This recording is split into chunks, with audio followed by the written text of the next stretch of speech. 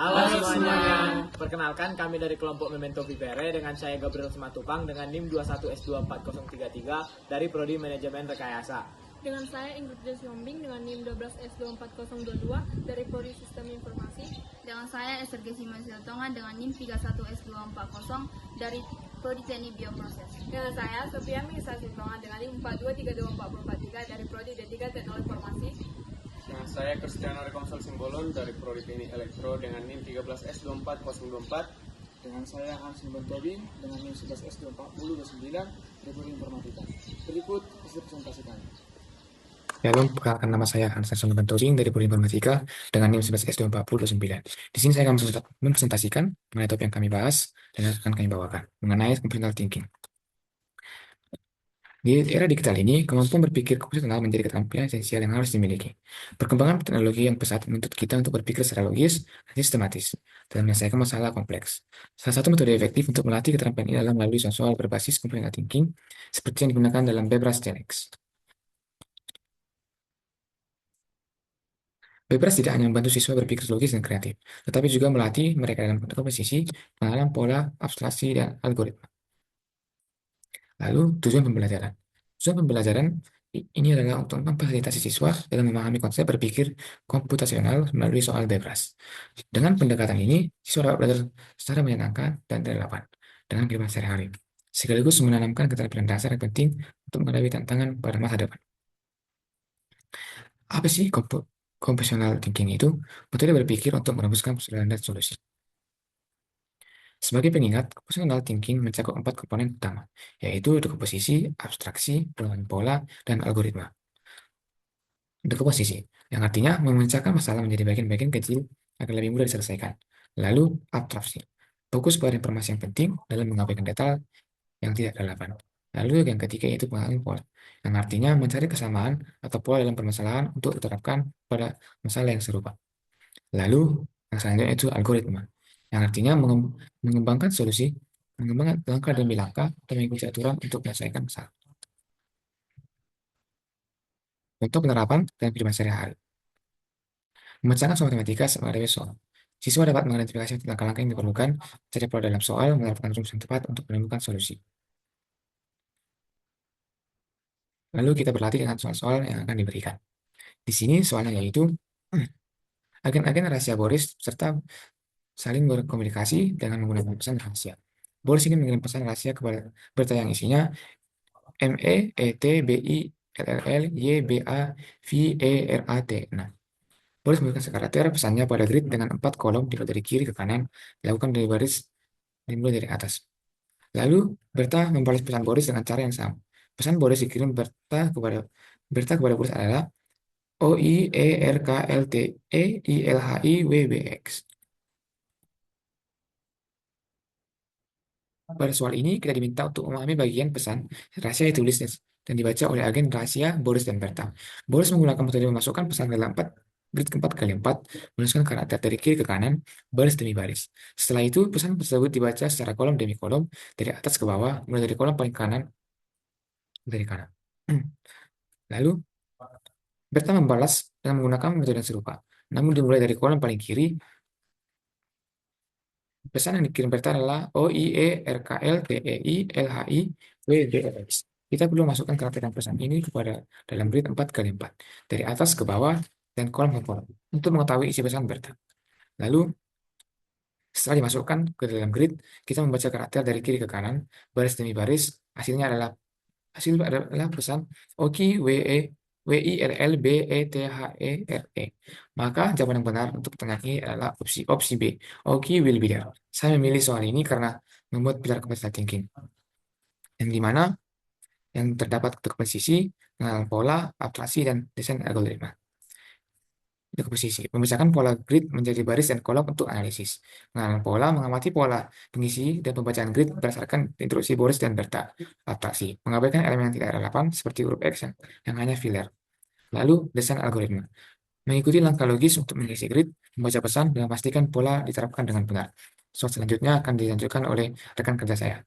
Yang ingin saya bahas, yang dimana saya mengambil judul dengan membuat resep kue. Kenapa saya mengambil soal ini? Karena menurut saya ini soal yang mudah dipahami oleh siswa, dan juga ini termasuk ke dalam computational thinking pengenalan pola, yang dimana pengenalan pola ini adalah kemampuan untuk mengidentifikasi kesamaan perbedaan dalam data, atau ini juga bisa dikatakan dengan mencari keteraturan. Yang kedua, ini juga termasuk ke dalam computational thinking algoritma, yang dimana dia akan menyediakan instruksi. Jadi kita akan bahas soalnya. Di sini keluarga Babra sedang mempersiapkan acara festival makanan, dan mereka ingin memanggang kue. Dia sangat memperhatikan urutan membuat kue dengan memasukkan bahan kue dengan urutan yang benar. Ketika dia berjalan ke taman, dia melihat ada secari kertas pada setiap bahan kue yang akan digunakan. Gambar pada kertas menjelaskan bahwa kue yang harus ditambahkan pada urutan yang berikutnya. Hanya ada satu bahan kue yang tidak memiliki kertas. Jadi ini ilustrasinya. Jadi pertanyaannya adalah bahan kue manakah yang harus dimasukkan untuk pertama kali. Jadi kita langsung lihat saja. Coba kalau kita ke A, ini otomatis salah karena kan setelah buah stroberi ini pastinya tidak ada secari kertas. Jadi otomatis ini salah karena kertas itu katanya adalah urutan setelah urutan sebelumnya itu adalah secari kertas. Jadi ini otomatis salah. Jadi kita lanjut aja ke yang C, ini ada gambar apel. Di sini memang selanjutnya ada gambar secari kertas. Tapi kalau kita coba ke ini gambarnya adalah pohon pinus ini. Terus kita langsung lanjut ke bunga ini. Terus kita lanjut lagi ke sini. Pasti otomatis salah juga karena yang kedua ini tidak diikutkan. Jadi ini juga otomatis salah. Jadi kita langsung aja ke jawabannya. Jawabannya adalah B. Kenapa B jawabannya? Karena kalau kita duluan dari bunga yang merah ini, kan urutannya selanjutnya secari kertas. Nah, jadi setelah secari kertas ini gambar apel, terus ke sini, terus dia akan pergi ke pinus ini, terus dia akan ke bunga yang kuning ini, terus yang setelah ini ada stroberi. Jadi semua urutannya itu sudah memasuki semua bahan kuenya. Jadi otomatis yang B ini adalah jawaban yang benar. Nama saya Gabriel Berikut Simatupang dari Manajemen Rekayasa dengan NIM 21S24033. Saya akan menjelaskan tentang soal saya, yaitu tentang seekor berang-berang yang memiliki tiga berang-berang yang memiliki pedang dan perisai di tangannya. Kita akan membuat sebuah gambar di mana setiap pedang harus menunjuk pada berang-berang yang lain dan setiap perisai harus menghalangi pedang yang ditunjukkan kepadanya. Jika kita ingin melakukan atau menjawab pertanyaan tersebut, maka kita akan melakukan langkah-langkah yang pertama, yaitu menaruh gambar 2 di bagian B. Kenapa? Karena bagian B, karena dari nomor 2, gambar perisainya melindunginya dari bawah, karena adanya pedang dari D menuju ke atas atau menuju ke daerah B. Jadi sangat cocok jika kita membuat gambar nomor 2 di bagian B. Yang kedua yaitu menaruh gambar bagian 3 di bagian A karena perisainya melindungi dari kiri dan pedangnya menunjuk ke bawah. Dan di gambar nomor 1 kita akan menaruhnya di C karena melindungi dirinya dari bagian A dan dari bagian dari nomor D. Jadi jawabannya akan seperti berikut ini.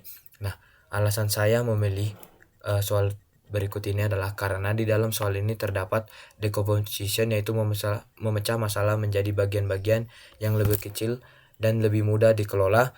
Ada pattern recognition atau pengenalan pola, di mana jika kita mengenal polanya, maka kita akan sangat mudah menjawab atau di dalam data yang diberikannya, dan kita akan dapat mengenali atau pola atau tren yang dalam data yang diberikan. Yang ketiga, abstraction atau abstraksi, menyederhanakan masalah dengan mengabaikan data yang tidak relevan atau fokus pada elemen. Yang keempat yaitu algorithm design, yaitu merancang langkah-langkah sistematis untuk menyelesaikan masalah. Sekian dan terima kasih. Selamat pagi Bu, selamat pagi Pak. Perkenalkan, nama saya Sophia Melisa Siltonga dengan NIM 42324043 dari Prodi D3 Teknologi Informasi. Di sini akan menjelaskan bagian soal saya, di mana terdapat soal ada beberapa ekor kepik dalam grid yang terdiri dari 16 sel. Sebuah sel dikatakan bertetangga dengan sel lainnya jika sisi atau sudut atau pojok keduanya bersebelahan. Ini berarti setiap sel dapat mempunyai sampai dengan 8 tetangga. Di mana jawabannya itu adalah B.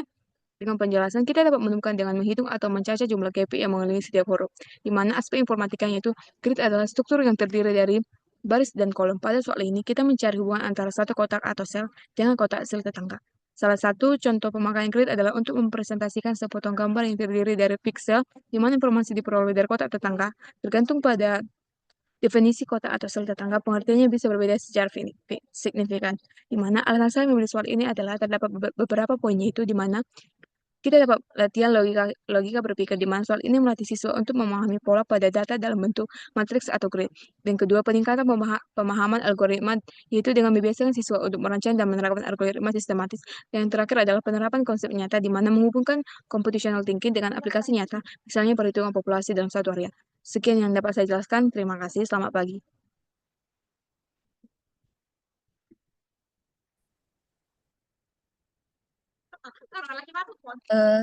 Dalam hal ini saya akan menjelaskan soal Babras tentang computational thinking, yaitu Babras ingin meletakkan 5 botol di atas rak.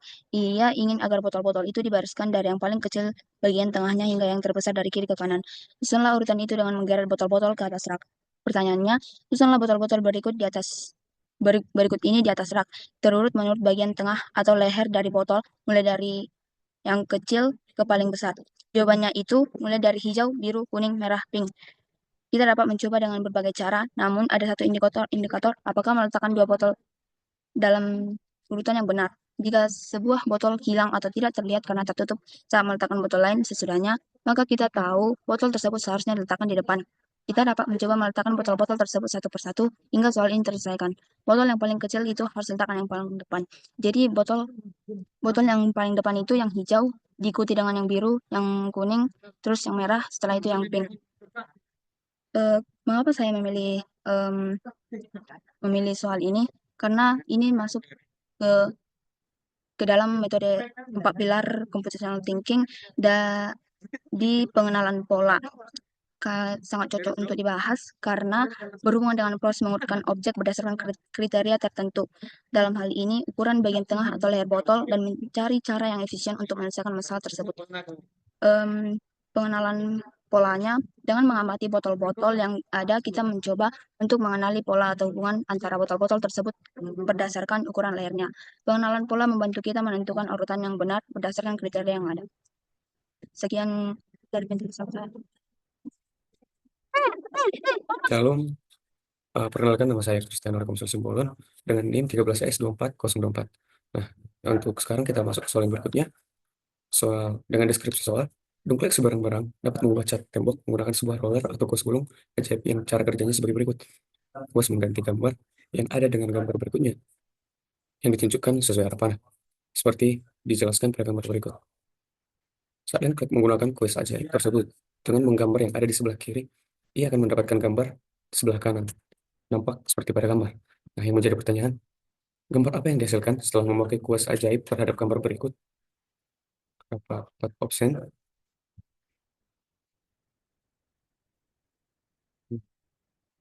Dari keempat jawaban tersebut, jawaban yang tepat dan benar adalah B. Kenapa? Karena hasil ini diperoleh setelah menerapkan langkah atau algoritma di atas. Jawaban lainnya seperti A dan C salah pada simbol kedua, yang seharusnya sebaliknya. Sedangkan pada opsi D juga salah, karena hanya 2 simbol awal saja yang benar dan sisanya salah. Ini informatika. Soal ini berkaitan dengan mengikuti langkah-langkah atau algoritma. Sebuah algoritma adalah sebuah deretan instruksi yang harus dijalankan sesuai dengan urutannya. Algoritma yang diterapkan pada soal ini adalah penyederhanaan dari algoritma untuk computer vision, di mana piksel dinyatakan berdasarkan nilainya. Misalnya, mengubah intensitas dari gambar atau memakai filter atau transformasi gambar lainnya.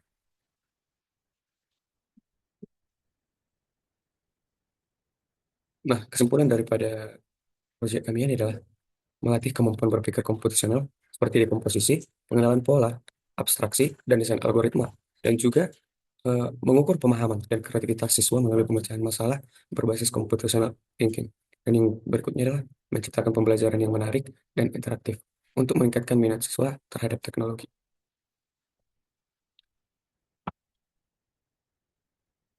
Dan juga menyesuaikan pembelajaran dengan pilar Babras sehingga relevan dengan standar pendidikan yang modern.